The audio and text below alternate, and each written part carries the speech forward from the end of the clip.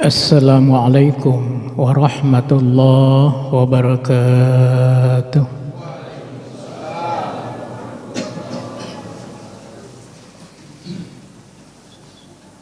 Allahu Akbar, Allahu Akbar. La ilaha illallah.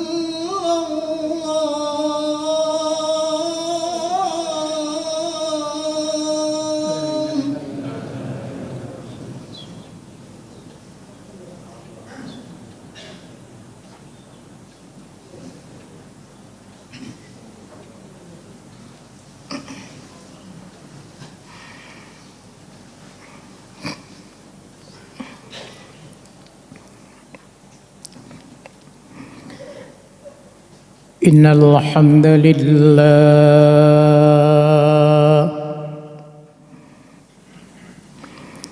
allazi asra bi'abdihi laylan minal masjidil haram ilal masjidil aqsa allazi barakna hawlahu linuriyahu min ayatina innahu huwas sami'ul basir. أشهد أن لا إله إلا الله وحده لا شريك له وأشهد أن محمدا عبده ورسوله أرسله كافة إلى الناس بشيرا ونذيرا وهاديا إلى الحق وسراجا منيرا فصلوات الله وسلامه عليه وعلى آله وأصحابه ومن تبعهم بإحسان إلى يوم الدين أما بعد فيا عباد الله ittaqullaha haqqa tuqatih wa la tamutunna illa wa antum muslimun. Faqad qala Allah ta'ala fil Qur'anil azim wa huwa asdaqul qailin. A'udzu billahi minasy syaithanir rajim. Ya ayyuhalladzina amanu taqullaha wal tanzur nafsum ma qaddamat li ghad wattaqullah innallaha khabirum bima ta'malun. Ma'asyiral muslimin, jamaah Jumat yang dimuliakan oleh Allah, puji syukur kita panjatkan kehadrat Allah subhanahu wa ta'ala, yang mana Allah alhamdulillah masih berkenan memberikan kesempatan dalam hidup ini untuk menambah investasi, menambah perbekalan, menambah modal untuk kehidupan kita nanti di akhirat. Suatu hal yang harus kita yakini dalam hati bahwa kehidupan di akhirat itu, Pak, bukan kehidupan satu hari dua hari. Kehidupan kita nanti di akhirat bukanlah kehidupan satu bulan dua bulan, bukanlah kehidupan satu tahun dua tahun, bahkan bukan kehidupan satu abad dua abad. Tapi kehidupan kita nanti di akhirat adalah kehidupan yang hakiki, kehidupan yang sebenarnya, kehidupan yang untuk selama-lamanya. Jamaah yang dimuliakan oleh Allah, perbandingan dalam kehidupan kita di dunia ini, Pak, kata Allah subhanahu wa ta'ala, satu hari di akhirat bagaikan kehidupan kita di saat sekarang ini, ka'alfi sanatim mimma ta'udun, bagaikan 1000 tahun dalam kehidupan kita di saat sekarang ini. Jemaah yang dimuliakan oleh Allah, oleh karena itu hari ini kita sudah memasuki hari ke-21 atau ke-22 di bulan Rajab.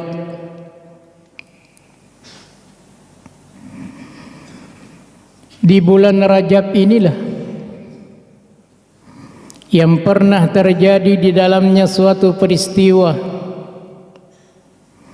yang pernah menggoncangkan dunia ilmu, pengetahuan dan teknologi,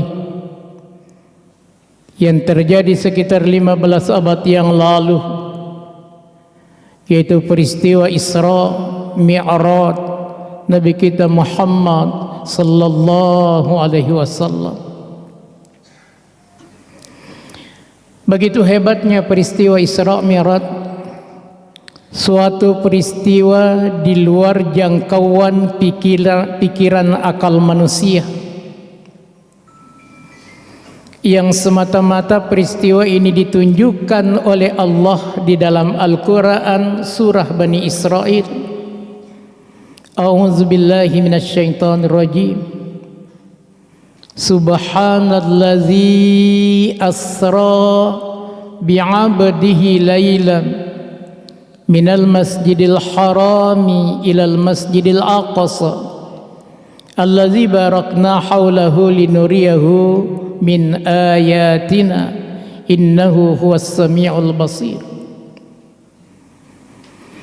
Subhanallazi asra bi'abdihi layla, maha suci Allah yang telah memberangkatkan hambanya pada suatu malam minal masjidil harami ilal masjidil aqsa, dari Masjidil Haram di Makkah ke Masjidil Aqsa di Palestina. Linur allazi barakna haulahu linuriyahu min ayatina, yang telah diberkahi sekelilingnya, yang semata-mata peristiwa ini ditunjukkan oleh Allah di dalam Al-Quran, linuriyahu min ayatina.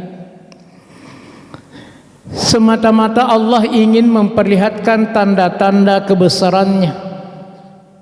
Semata-mata Allah ingin memperlihatkan tanda-tanda kekuasaannya. Semata-mata Allah ingin menampakkan keagungannya. Begitu hebatnya peristiwa Isra Mi'raj, suatu peristiwa di luar jangkauan akal pikiran manusia, yang semata-mata peristiwa ini ditunjukkan oleh Allah yang saya tadi sebutkan, linuriyahu min ayatina. Hanya semata-mata Allah ingin menampakkan kekuatan, kekuasaannya, keagungannya, maka terjadilah peristiwa Isra Mi'raj yang tentu kita sudah mengetahui bersama bahwa Isra ialah perjalanan Rasulullah sallallahu alaihi wasallam dari Masjidil Haram di Makkah ke Masjidil Aqsa di Palestina, yang sekarang ini menjadi gempuran bagi Bani Israel.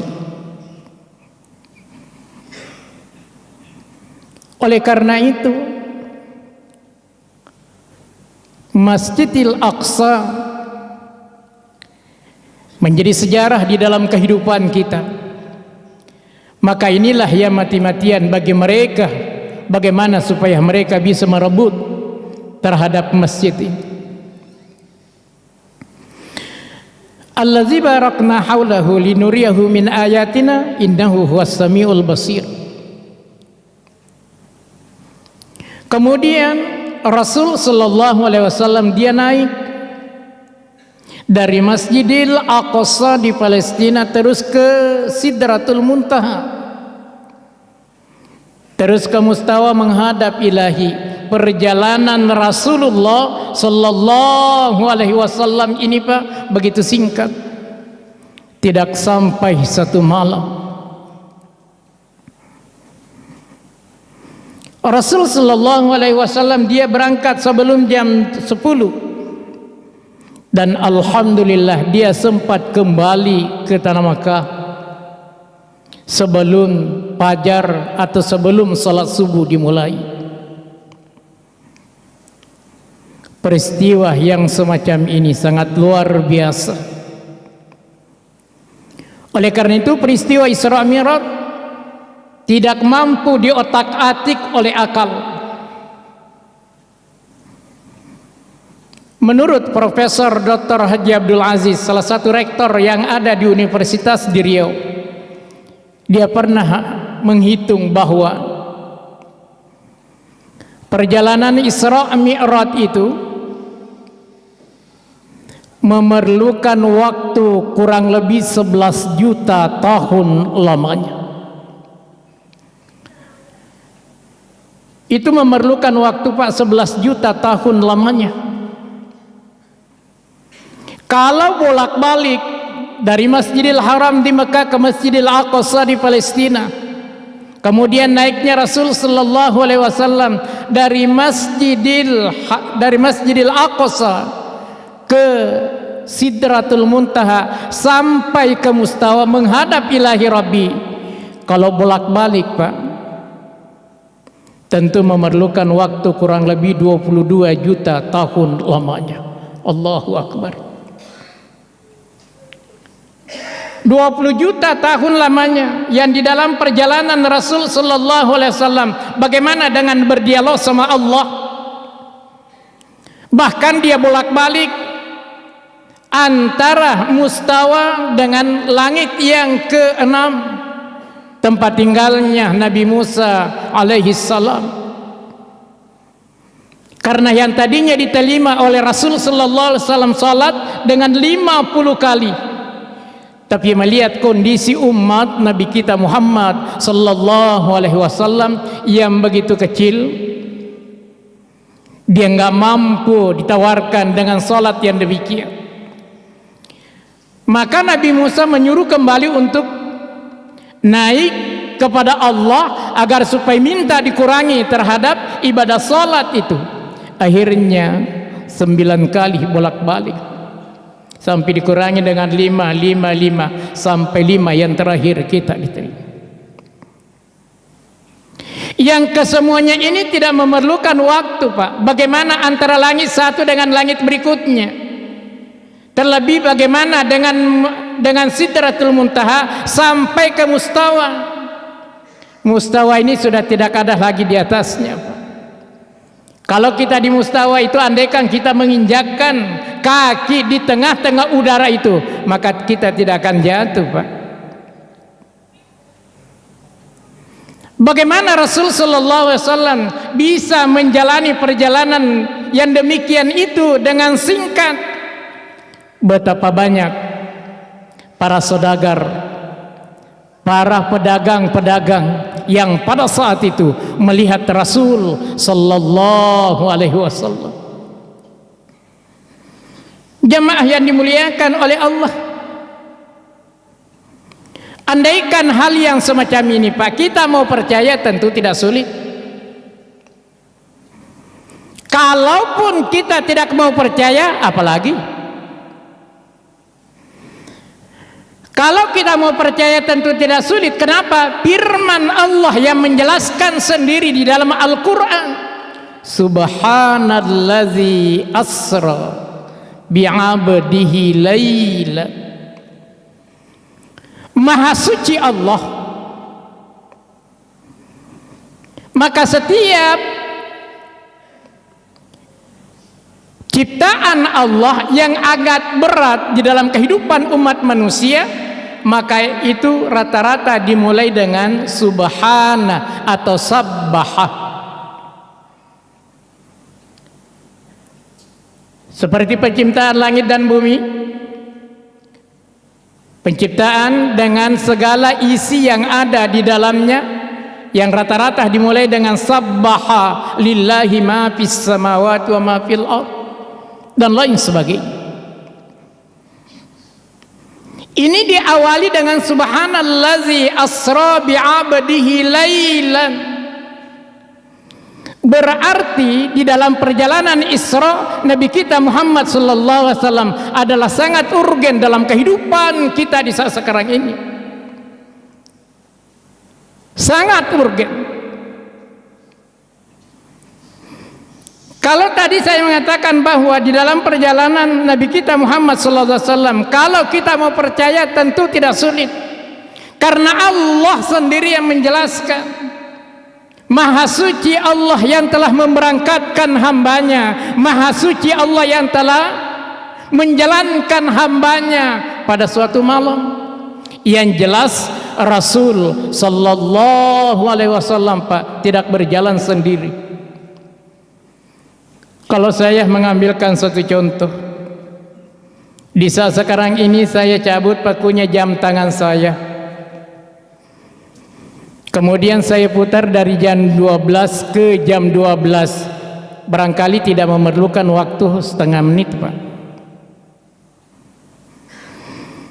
Kemudian esok harinya jam tangan saya ketemu dengan jam tangan bapak-bapak sekalian. Jam tangan saya ngomong semalam saya berputar dari jam 12 ke jam 12 hanya setengah menit. Spontanitas jam tangan bapak-bapak ngomong gile. Enggak masuk akal kalau bukan orang gila. Itulah yang dialami oleh Rasul sallallahu alaihi wasallam. Kalau bukan orang gila, maka jam tangan saya ngomong kembali bahwa semalam saya bisa berputar dengan demikian cepatnya karena saya enggak berputar sendiri, tapi diputar oleh yang punya. Begitu juga peristiwa Rasul sallallahu alaihi wasallam bahwa semalam saya enggak berangkat sendiri, saya enggak berjalan sendiri, tapi dijalankan. Siapa yang menjalankan? Rasul sallallahu alaihi wasallam. Yang menjalankan ialah yang menciptakan langit dan bumi, yang menciptakan dengan apa-apanya yang ada di alam dunia ini, yang menciptakan bulan, yang menciptakan matahari. Kalau Allah subhanahu wa ta'ala mampu menciptakan yang demikian ini, apalagi hanya memindahkan hambanya dari suatu tempat ke tempat yang lain, ini pun belum ada artinya Pak. Jemaah yang dimuliakan oleh Allah subhanahu wa ta'ala.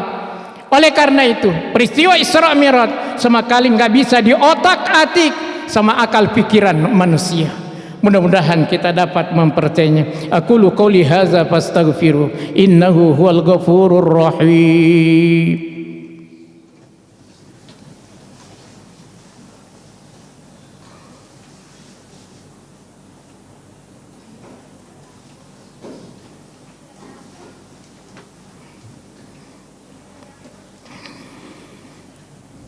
Alhamdulillah. Alhamdulillahi Rabbil Alamin. Wa la udwana illa ala zalimin. Ashhadu an la ilaha illallah wahdahu la syarika lah. Wa ashhadu anna Muhammadan abduhu wa rasuluh la nabiyya ba'dah. Amma ba'du fa ya ibadallah usikum wa iyaya bitaqwallah faqad fazal muttaqun. وقال تعالى مخبرا وآمرا إن الله وملائكته يصلون على النبي يا أيها الذين آمنوا صلوا عليه وسلموا تسليما اللهم صل على محمد وعلى آل محمد كما صليت على إبراهيم وعلى آل إبراهيم في العالمين إنك حميد مجيد. Ma'asyiral muslimin, jamaah rahimakumullah. Peristiwa Isra Mi'raj dibagi kepada dua bagian. Satu peristiwa yang bersifat horizontal, garis datar.